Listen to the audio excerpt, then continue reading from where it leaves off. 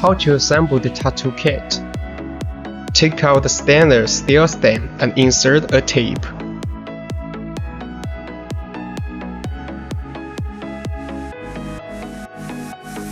Place the grommet into the eye loop on the needle bar.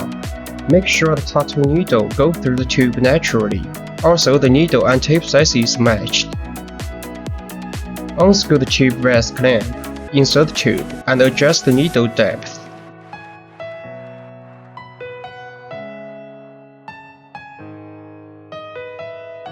After that, tighten tube rest clamp. Use the rubber band to prevent the needle from shaking heavily, usually standard 2 loops. Connect the power cord and turn on the power supply. Insert the RCA cord to the power supply. Insert the foot pedal to power supply. Adjust the voltage to 5 to 10.